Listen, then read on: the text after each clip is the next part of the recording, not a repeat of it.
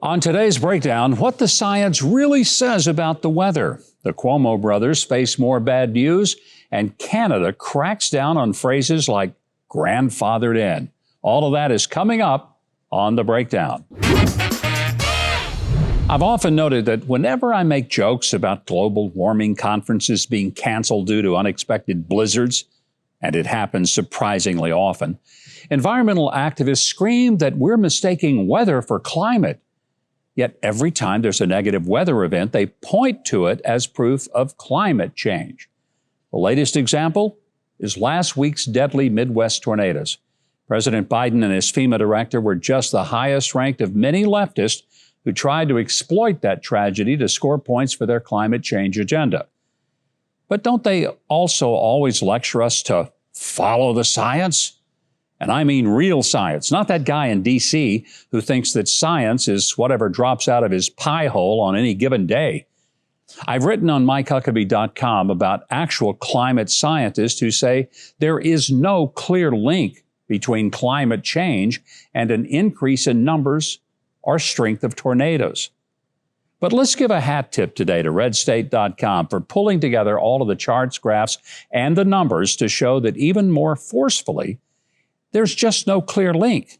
And in fact, many of the claims about the recent tornadoes are simply not true. A few examples. While spring is considered tornado season, there's nothing unusual about strong tornadoes forming in December. The trend for more severe tornadoes is actually down, not up.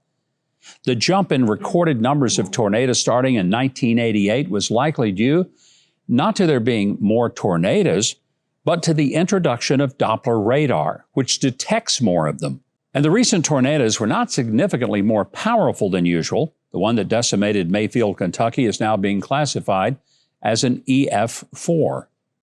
It's just that with a growing population and more development, it's more likely that a tornado will come down in a populated area, and that one happened to strike in the worst possible spot.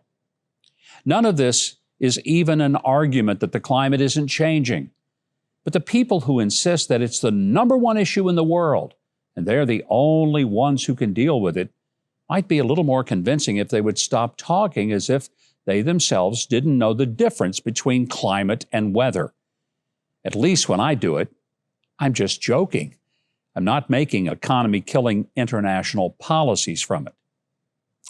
Well, on the subject of awful politicians, New York's Joint Commission on Public Ethics voted to order former Governor Andrew Cuomo to return the $5.1 million that he made by writing a self-aggrandizing book about how brilliantly he handled the COVID-19 outbreak. They say that he, quote, lacked the legal authority to engage in outside activity and receive compensation in regard to the book, end quote. Now, I can't imagine why anyone bought that book even before we learned of his cover-up of the deadly decision that he made to force nursing homes to take in COVID patients. Maybe it's because at the time, well, at least the time his book came out, we still had a toilet paper shortage. At least he can argue that the title, American Crisis, was accurate because he certainly helped create one of those. Cuomo's attorneys vowed to fight the order in court, and let's hope that they run up a $5.1 million legal bill on old Andrew. So that way, either way it goes, he loses. In a couple of somewhat related stories, CNN fired the former senior producer of Newsday, who also worked shoulder to shoulder with Chris Cuomo. This is after a Vermont grand jury charged him with 3 counts of allegedly enticing girls, and this is just disgusting, as young as 13 into being trained for illegal sexual activities. He reportedly bragged of doing it to girls as young as 7. So now we know what it takes to get CNN to actually fire someone rather than just putting them on indefinite suspension. To add to an already appalling story, CNN did not report this, not at all. Neither did its rival MSNBC, nor did fellow liberal media outlets ABC, NBC, or CBS. These are the same liberal media outlets who spend lots of time making up all sorts of things about loony right-wing conspiracy theorists who believe that there's a secret network of rich pedophiles that the media is covering up for. How could a crazy idea like that possibly get started? Finally, a story from our politically correct neighbor to the north. Now, when George Carlin was arrested for doing his 7 words you can't say on television bit, at least the words were actual curse words. Canada has just issued a list of 18 words or phrases that people are no longer allowed to say because they might offend someone. And some of them have people baffled as to who would be offended by them or why. And because I'd like to get banned from Canada, let me say them all out loud for you right now. By the way, here's a trigger warning. If these offend you, it's time to live out the rest of your days inside a bubble in an underground bunker filled with cotton balls and butterflies. Here are those words. These are the ones you cannot say in Canada anymore. Ghetto. Sell someone down the river. Blackmail. Brainstorm. Savage. Gypped. Powwow. Tribe. Spooky.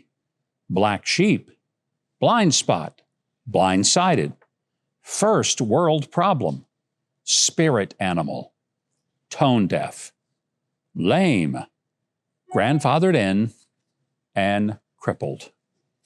Now, if you get horribly offended by these words, then you are a perfect example of someone with a first world problem. This is, of course, only scratching the surface. If we're going to purge the language of every word that anyone might possibly find offensive, we got a long way to go. Tyler Durden at Zero Hedge points out that there are 279 words alone in the English language that include the letters black.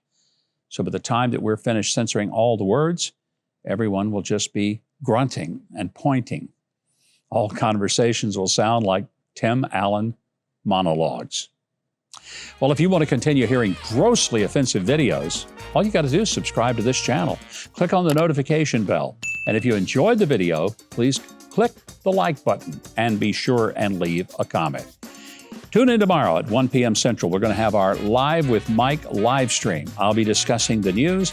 I'll answer your questions, and we will do it live, as in really live, as it happens. You'll be a part of it.